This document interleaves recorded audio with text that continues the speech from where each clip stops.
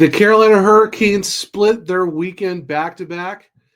2 games, 2 different results, 2 different efforts. We'll talk about all of it here on a Monday edition of Locked On Hurricanes.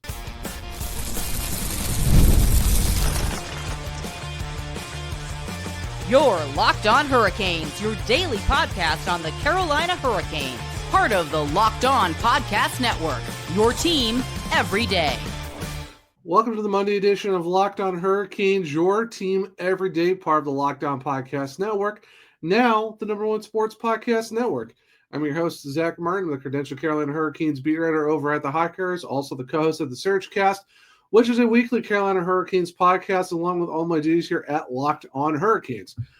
On today's show, we are going to talk about the Hurricanes split weekend back-to-back against the San Jose Sharks and the Nashville Predators, and we'll also hear from Rod Brind'Amour after Sunday's loss to the Sharks. Kind of give my thoughts overall in both of those games and how it's very interesting how you saw 2 different versions of the same team in back-to-back games. However, before we jump into this whole weekend of games for your Carolina Hurricanes, today's episode is brought to you by Game Time. Download the Game Time app, create an account, and use code LOCKEDONNHL for $20 off your first purchase. Now, I usually try to start, if we do have a back-to-back, we usually talk about the Saturday game first and go into the Sunday game, but I think just how the Sunday game went and the fact that it's significant in that this is the first of a 3-day event or events for the Hurricanes honoring the 2005-06 Stanley Cup team. The fact you play the Sharks, you got the alumni game tonight on Monday against the NC State Ice Pack, which is going to feature some guys from the 05-06 team. You're going to have other alumni like Shane Willis and all those guys. You know, Doug Waite is going to be the coach of the alumni team. And then on Tuesday night for the second half of the festivities, you're playing the Columbus Blue Jackets where, you know, everyone's getting replica rings and posters and all that stuff. So that's kind of why we're doing the Sunday game before the Saturday game. So kind of starting with the not so great and ending with the great, I guess, if how we're going to view this episode. That meeting or that speaking, Sunday, as Rod Brind'Amour put it, which we'll hear him talk about in segment 2, it was an embarrassing effort. Flat out, it was. Pierre Kochetkov comes back in his first game after being out for the last, week or so with an injury, and honestly can't fault him for any of the goals. Yeah, the first one came 33 seconds in the first period, 1-1. Unfortunately, gave up 2 in the second period, and then in the third period was an empty netter to make it 4-1. But Pierre Kochetkov gave up 3 goals. Honestly, I can't blame him for any of them. Now, would it be the same? Would I give you the same reasoning if Freddie was in it? Yeah, I would, because how this game was played, even Frederik Andersen would have had trouble. Brandon Bussi would have had trouble in this game because you saw a team that played a good first period, and they did. I'll give them credit. It was a good first period. The Hurricanes outshot the Sharks 8-6, and you came back. You were down early off of a weird, just not a great clear from, by the Hurricanes. Will Smith gets it, finds Celebrini, you find Graf on the back door, and, you're 33 seconds in and you're down. But Jordan Staal, the captain, gets his first power play goal in 4 years. It's the Hurricanes' third power play goal in their last 2 games. So, hey, the power play's on fire now recently. You love to see it. Jordan Staal's 8th. He's on pace right now to probably, get close to his, season high in goals. Shane Gostisbehere, 18th assist. Ghost has been absolutely on it this weekend. Multiple points over the weekend, honestly. And then Andrei Svechnikov picks up its 8th. And then after that, not so great coverage on John Klingberg's goal. Not great coverage on the Alexander Wenberg goal. Of course, you're on the penalty kill, so you can only do so much. But even then, you guys heard me talk about this. In this day and age of the NHL, every team's got good players. Celebrini, Smith, Toffoli, obviously Wenberg, all those guys.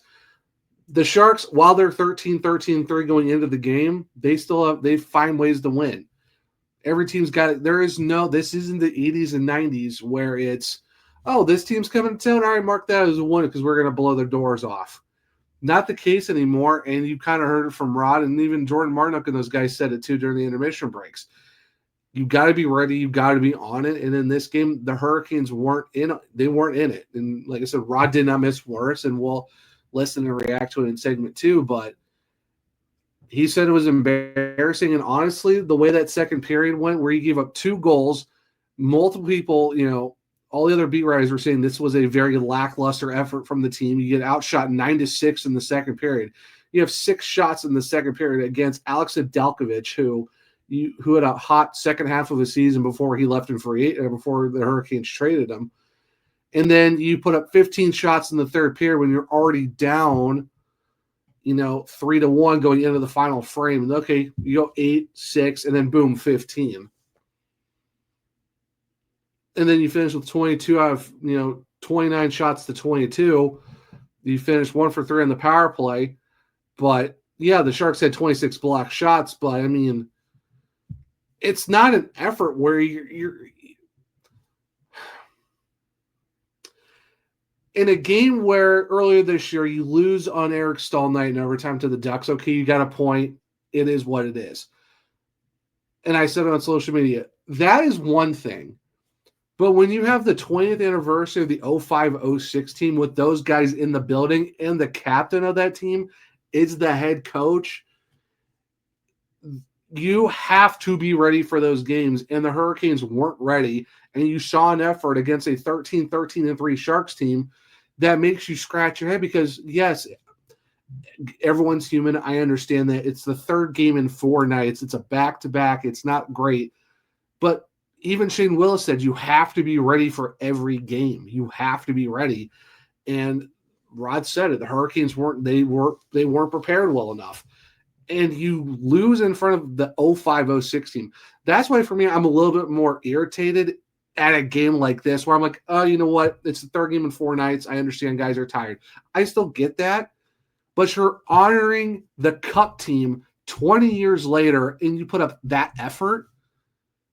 Yeah, Rod's right. That is embarrassing. That's an embarrassing loss. You can't be doing that in front of the 05-06 team. I'm sorry, you just can't. Like I said, I'm trying to keep it as mellow as possible and understanding of these guys are human. It's a long season. Stuff like this happens. We all know this. I can't fault the guys if they're tired, with 3 games in 4 nights and this, that, and the other. But you put up 8 shots in the first, 6 in the second, and then you put up 15 in the third. Okay, but you shouldn't have had to push in the third if you gave that same effort in the first 2 periods. Like, the first period was fine. That second period, you're not on it, and the Sharks scored on you twice. Like, this game should have never happened like that, where this is a game that you should have won. I'm sorry. I'm not saying it's a must-win game, but this is a game you can't really lose. And like I said, any team can beat anyone. We've seen that. There's teams this year the Predators have won games. But you put up an effort where you win 6-3 the night before, and then the next night it's a completely different attitude, a different effort. Like Shane Willis said it during the second intermission break. The speed was not there. And I will understand 3 games in 4 nights. They're going to be tired.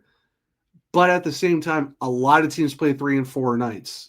Teams play back-to-backs. Like I said, for me, I'm more irritated on it's honoring these guys. And yeah, it still stinks when you lose in a celebration for Eric Stahl's jersey retirement or Justin Williams being in the Hurricanes Hall of Fame. Yeah, they won when it was Cam Ward's Hall of Fame night. But you're losing in games like that, and it should be honoring these guys. And I understand stuff like that happens, but for me, it's a little extra for being someone who was at Game 7 when the Hurricanes won the Cup. That is my childhood team that I watched win the whole thing. It's different. It's a different feeling. And I think a lot of fans who saw the team win the Cup will probably feel the same way. You have to honor these guys. You have to go out and win for them to show that, hey, you're passing the torch on to us to go win the second cup. It's 20 years later, and the effort just wasn't there. And yeah, Rod said it. It's embarrassing. Like I said, it's a long season. Games like this happen, but it's like, come on. Not in front of those guys. I could be completely off, but let me know in the comments if you're on YouTube what you think, or let me know in the comments what you think about that, or if you're on social media on X or Twitter hit me up at One True Zach. Let me know how you feel, because I feel like you can't lose in front of those guys. And I guess, like I said, for me, it's a team that I saw in person win. It's gonna be my favorite sports moment of my entire life that I've seen on TV or in person. Because that's a different level of seeing your team do it in person, and you shouldn't have that effort should not have been there like that. But let me know what you guys think. You heard what I said. It was kind of a recap, more of like a mini rant. That you guys heard me rant before, but this one's kind of like not as crazy as some of the other ones were. But we'll hear from Rod Brind'Amour and get his thoughts and react to that. So stick around and we'll do that in a second on a Monday edition of Locked On Hurricanes. The World Cup is coming back to North America for the first time since 1994 and with 48 teams for the first time ever. It's going to be massive. But let's be honest, getting tickets is usually the hardest part. That's why the Game Time app is clutch, finally giving fans a real advantage when it comes to snagging seats. With Game Time, you can track price drops in real time, get alerts when great seats open, and buy tickets the moment they hit the app. It puts the power back in your hands, and it makes going to the World Cup realistic instead of impossible. You pull up the app, and the layout makes it so simple to scroll through matchups and compare seat views. Pick a game, tap a section, and have your tickets locked in within minutes. No confusion, no hunting for the fine print. Take the guesswork out of buying World Cup tickets at every match, concert, or event with Game Time. Download the Game Time app, create an account, and use code LOCKEDONNHL for $20 off your first purchase. Terms apply. Again, download the app, make an account, and use code LOCKEDONNHL for $20 off. Swipe, tap, ticket, go. Game Time. Thank you for making Locked On Hurricanes your first listen of the day, and thank you for making Locked On the #1 sports podcast network. You already live your team every day. Now take it up a level and go ad-free. Join the Everydayer Club today and get Locked On Hurricanes with no interruptions, members only, Discord access, and more. All for $5 a month or $50 a year. Make sure to check out the link in the show notes below to learn more. Now, welcome back to segment 2 of Locked On Hurricanes, your team every day. So you heard me talk about my thoughts overall, but what did Rod Brind'Amour say following the game? Well, we'll listen and react to that right now. Rod, it seemed like you guys just had trouble getting some footing tonight. Is some of that 3 and 4 and just kind of... Yeah, so mentally not prepared properly, and that's, they were hungry, and it was an embarrassing effort really for 2 periods. And then we better get playing, and we did. Great third period as far as doing it right. It was just you're down 2, and then they hunkered in, and we got a few good opportunities, but we were not sharp. Yeah. Jordo said a big thing also was just kind of not sticking with the way you guys play your game plan. Well, we never got to it. And then we figured, okay, we better get to it, and it looked a little better, but that's we seem to keep having these lulls, and I get it. There's a lot of games, and I don't think this stretch of 7 home games is ideal for that either. You need to, we just kind of getting a little bit of a rut here, but no excuses. I mean, they had a good game. I give them credit. They played really hard, and they capitalized, and we got behind the 8 ball there. Probably not a result that Kyoto deserved. It seemed like he was fine. Played pretty well. He played good. I don't blame him at all. He made some good saves. He didn't have a ton of work, but there was a couple, obviously early, that were just, we can't give up. For those things that you mentioned earlier, not being sharp or mentally not ready, what are the easiest changes to get those things right? Well, it's not changes. It's you have to. This is National Hockey League. You got to be prepared every night. And whether there's 4 games a week or how this stretches, everybody's got to go through it. And I just felt like we were not sharp. And when the other team is sharp, you're going to get behind. And now you're just chasing it. It's hard to come back. positive note, the little wrinkle on the power play with putting Jordo there. Yeah, that was all right. I mean, it's power play we needed a one in the third. We got one good look, especially missed the net, I think. I mean, that's nice. We get a power play goal, but they got one. So it doesn't really, there was no advantage there for us tonight. What went into you said that you wanted Riley just not to sit too long. Why take Nystrom out and kind of disrupt that lefty-righty? Well, you're going to have to if you're going to put him in there. I mean, that's just kind of how it is. And I felt like, Riles been playing really well. There's no reason for him to be sitting out. So we just back-to-back games, 3 and 4, just try to get some guys in there that are fresh. And, sometimes it's good for the young guys to just take a breather. He's been playing fine. There was nothing against that. It's just we got extra bodies. Big thank you to Rod Brind'Amour of the Carolina Hurricanes. And you heard it from Rod. That was probably the most disgruntled I've heard of him in a while. Just ask about the power play goal. Yeah, it's cool. Got one. They got one too. Doesn't really matter. No advantage. Wish you had one in the third. And they asked, how do you, what needs to change or whatever you need to do to get ready for a game like this? And Rod said it perfectly. And you guys hear me say this a lot too. It's the National Hockey League. You've got to get ready for every single game. You got to be prepared. And you can tell that Rod was it was embarrassing for 2 periods. And the fact is that we just never got to our game. That tells you how annoyed Rod was in this game. And I think he won't say it out loud, but you can tell this game meant a lot more to him than how he's giving it off, because it's his former teammates in the building celebrating their 20th anniversary of winning the cup, and you put up that effort. That is a tough look, and that is just a tough thing to swallow.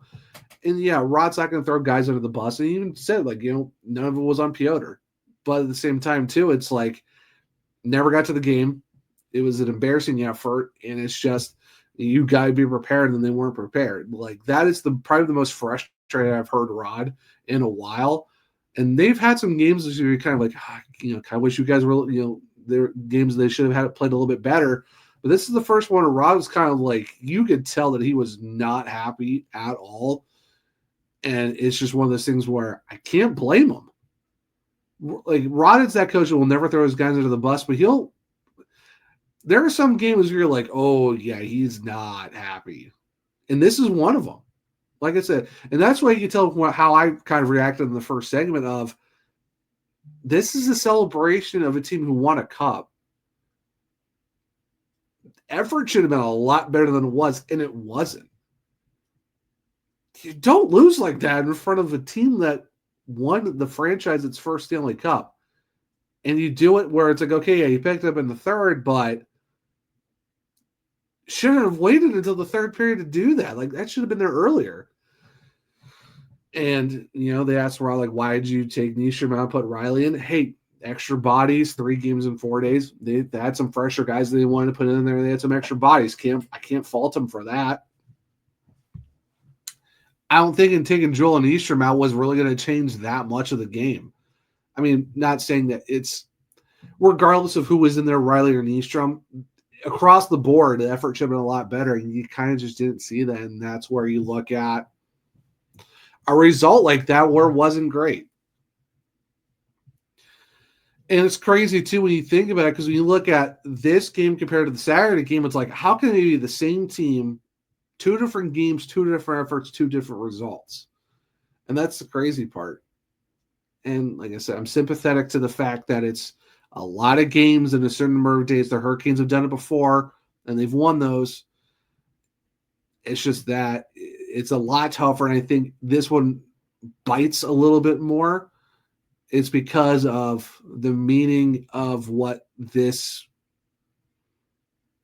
first of 3 days is. When you're celebrating a 20th anniversary of a team that won a Stanley Cup. I think that's why it hurts a little bit more, and that's where you kind of feel it's more of there's a more sting to this type of loss than just, there's no effort. It was embarrassing. It's embarrassing with a lot of extra context on top of that. But it is what it is. You move on to the next one. Get ready for the alumni game on Monday night. It'll be fun to see how they do against the Ice Pack. And then they got Tuesday against the Columbus Blue Jackets.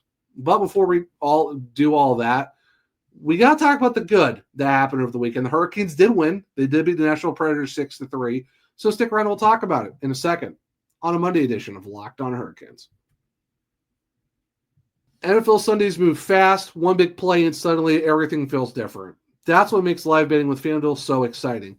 You're not just watching the game. You're reacting to it in real time.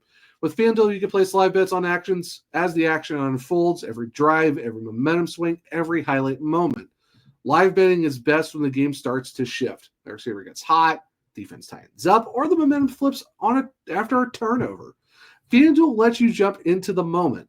Live spreads and money lines adjust instantly. Player props update as guys heat up. You can bet next touchdown scores, drive results, totals, and more. It keeps you locked into every snap, every drive, every possibility. So, if you want to be right in the middle of the action this season, visit FanDuel.com and place your NFL live bets all season long. FanDuel, the game moves fast, and so can you. Welcome back to segment 3 of Locked On Hurricanes, your team every day. All right, so we got all the Sharks stuff out of the way. Just throw that in the trash. Don't worry about it. Now we get to kind of end it on a good note. The Hurricanes did, like I said, split the weekend. They got the win over the Nashville Predators 6-3, and what I would consider a very dominant win. 3 goals in the last period by Nashville. Kind of saw the defensive breakdowns that we've seen recently, but the Hurricanes did win, which is good. Like I said, 6-3, dominant style of play, outside of a couple sloppy moments later late in the game, but 40-22 in shots, 19-4 in the first, 14-7 in the second. The Hurricanes were absolutely laying it down on the Nashville Predators. And then Nashville put up 11 of their 22 shots in the last period, did score 3 goals. The Hurricanes only had 7. Power play, the power play was kind of heating up a little bit. This went in fuego mode for the Hurricanes in the first period. 2 power play goals within a minute and 54 seconds of each other. You get the first one from Taylor Hall after multiple different chances on a deflection, scores his 6. Like I said, not even a minute and 54 seconds later, Nikolai Ehlers for his 6th of the season after a great sell job by Seth Jarvis to fake to sell the shot, gets it to Ehlers, hits it on the one-timer, boom, there you go. William Carrier, great goal with under a minute left to make it 3-0 after the first. Jackson Blake, my goodness, that goal was disgusting, making it 4-0. There you go. That goal was really great by Nikolai Ehlers. For the pass that got to him on that one. Sebastian Aho early in the third makes it 5-0. Nashville gets a power play goal. Jackson Blake picks up 6-1. There you go. Not bad at all. And then, like I said, a couple goals, between, within a couple minutes of each other. Matt Wood, Philip Forsberg made the game a lot closer than it needed to be. But other than that, it is what it is. The Hurricanes got the win in that game. You'll gladly take that. You're looking at multi-point nights for Nikolai Ehlers, goal and 2 assists. Jackson Blake, 2 goals and assists, multi-point night. Both of them finished the +2. Both had 5 shots in the game. Seth Jarvis had 5 shots. Love to see it there. Only Svechnikov, Robinson, and Kotkaniemi didn't get a point in this game, but almost every other forward got at least a point. Defense-wise, Ghost with an assist, Kendra Miller with assists. You'll have to see it from there. And the man himself, Brandon Bussi, 19 of 22 saves. It's an .864 save percentage, but hey, the thing that matters is that's his 8th win in his 9 starts. He is the first Hurricanes goalie now to have 7 wins in his first 8 starts and then 8 wins in his first 9 starts. And the thing is, he joins a bunch of guys that have done it recently too. One of them was even Frederick Anderson when he did it with the Ducks. Igor Shesterkin did it with the Rangers not that long ago in 2023. But Brandon Bussi has put himself as one of 8 goalies to win his first 8 games in his first 9. Basically win 8 games in his first 9 starts. You love to see it. He's been playing fantastic hockey for the Carolina Hurricanes. And I don't know what more you can really ask out of this guy. He's making the saves when you need it. He is keeping this team in games. Yeah, it was 3 goals in the last period, but you can't even blame him for those 3 goals. It was just defensive breakdowns that really just didn't help the cause. I mean, honestly, he could have walked away with 1 goal against him, and that would have been fine, but I can't blame him for it. I mean, you're talking about a guy who's 8-1 in 9 starts, a 221 goals against, and a 903 save percentage, has the shutout, and has an assist already this year. I mean, a guy goes from having a shutout against Calgary and then goes and beats Nashville. Like I said, 3 goals. I can't blame him for any of them. If technically he could have had 1, and that would have been, you would have given up 1 goal in the entire game. I still have said it. This game was fine. I mean, he's on a 6-game winning streak. Like, outside of winning 8 of his first 9 games, he's on a 6-game heater. What more can you ask out of Brandon Bussi? He's legitimately, I think we're getting to the point where this is a conversation of he needs to get an extension. I think he has to stay in Carolina. I mean, look what he's doing this year. Is he going to keep this pace up? I don't know. Probably not, but if he's still going to get you, let's say he gets you up to like 15 wins. That's not bad. I mean, that's at least 7 more starts, but the way he's playing, he's going to get more than 7 starts. This is a guy who could probably get you up to closer to what? 18, 20 wins? That's not out of the realm of possibility that he can get you a lot more wins. Who knows? But either way, this is a really good start for where he's at. And I think this is a conversation where you look at him and be like, okay, maybe there definitely needs to be an extension coming his way. Nikolai Ehlers has been coming on absolutely strong for the Canes. 19 points in his last 23 games. He's absolutely feeling it. He is exactly why the Hurricanes paid him $8.5 million for the next 6 seasons. Because of what he's been doing, and he's been healthy, knock on wood. He's been playing great hockey. You'll love to see it. Jackson Blake, confidence has been a little shaken over the last few games. Kind of was tentative to start in this game, but man, assist. There you go. Boom. First goal. Absolutely fantastic on that part, too. Scores a great second goal as well. Goes and has his second 3-point game of his career.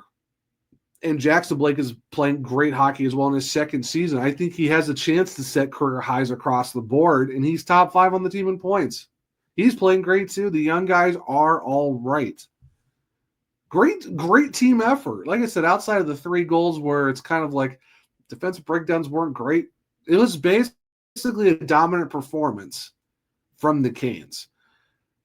And that's why it's still crazy to me when then you go from that game to the San Jose game. It's like, what happened between the two? The Sharks are a team that they're a little bit better than Nashville, but this was a great opportunity for a weekend sweep. But we talked enough about the Sharks game. Other than that, great performance by the Hurricanes. They got the win. That's what matters. And, at least they split the weekend. They're picking up points. They are 17-9-2 after the weekend. They got Monday off. Like I said, you have the alumni game. And then you've got Columbus on Tuesday for the second part of the 20th anniversary celebration. Hopefully they get back in the win column and honor these guys with a win before they all go back and do their own thing. And then the Hurricanes move on from their very, very lengthy 7-game homestand. But it'll be very interesting to see how that plays out on Tuesday. And hopefully get back in the win column and do the 05-06 team some justice. But until then, guys, this will be the Monday edition of Locked on Hurricanes. Well, we got some very exciting things going on, because did Locked on Hurricanes make your Spotify Wrapped? Prove it on social media to secure a free month of our brand new Everydayer Club.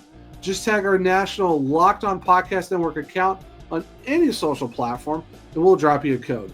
Be one of the first to join the Everydayer Club to get your favorite show ad-free and exclusive access to the members-only Discord channel. For those of you on video, we send you to the first ever 24/7 national Locked On Podcast Network YouTube channel. On the audio, make sure you make your second listen to the NHL Game Night on Locked On NHL. If you want to keep it with me, I'm at One True Zach on X. The podcast is L_Hurricanes. I'm also Blue Sky at the Zachary Martin, where if you click the link tree in my bio, you can find all my ranked content at thehockeyriders.com. I'm doing a lot of stuff over there recently, so go check that out. If you want to check out my other podcast, it is the Searchcast on all podcast platforms and on YouTube. For Locked On Hurricanes, we're on Spotify, Google, Apple, iHeartRadio, wherever you listen to your podcast. Make sure you leave a 5-star rating and review, because I might just read it on the show.